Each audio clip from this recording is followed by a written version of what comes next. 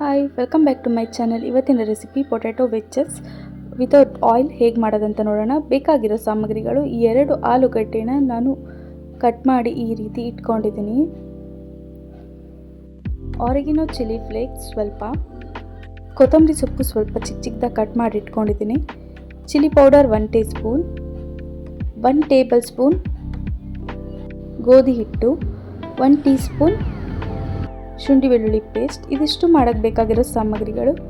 ಈಗ ಒಂದು ಪಾತ್ರೆಗೆ ಮೊದಲು ಉಪ್ಪು ಹಾಕಿ, ನೀರು ಹಾಕಿ ಅದನ್ನು ಚೆನ್ನಾಗಿ ಕುದಿಯೋಕ್ಕೆ ಬಿಡಬೇಕು. ಈಗ ಇದು ಚೆನ್ನಾಗಿ ಕುದಿದಿದೆ. ಇದಕ್ಕೆ ಆಲೂಗಡ್ಡೆ ಎಲ್ಲ ಸೇರಿಸ್ಕೊಳ್ಳೋಣ ನಾವು.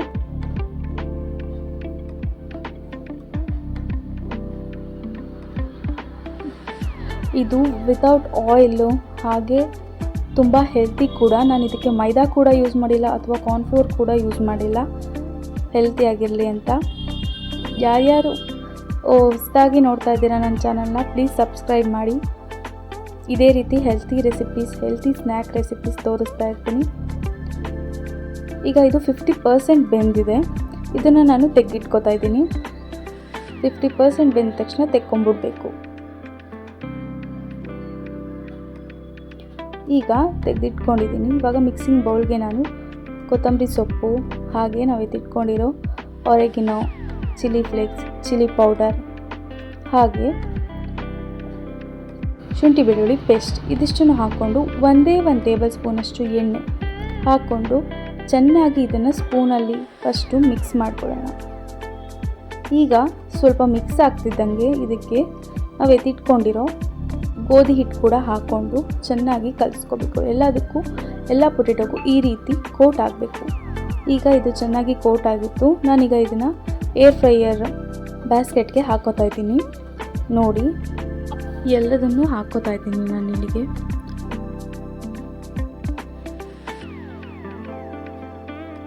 ಈಗ ಇದನ್ನು ಏರ್ ಫ್ರೈಯರ್ಗೆ ಆನ್ ಮಾಡೋಣ.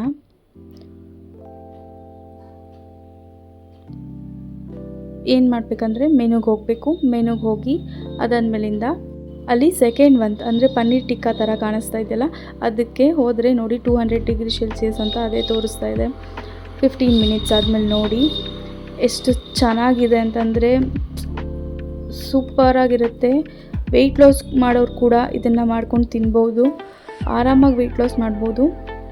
ಹಾಗೆ ಮಕ್ಳಿಗೂ ಕೂಡ ಈವ್ನಿಂಗ್ ಸ್ನ್ಯಾಕ್ ಆಗಿ ಮಾಡ್ಕೊಳ್ಬೋದು. ಹೆಲ್ತಿ ಸ್ನ್ಯಾಕ್ ಕೂಡ ಇದು. Thank you so much for watching.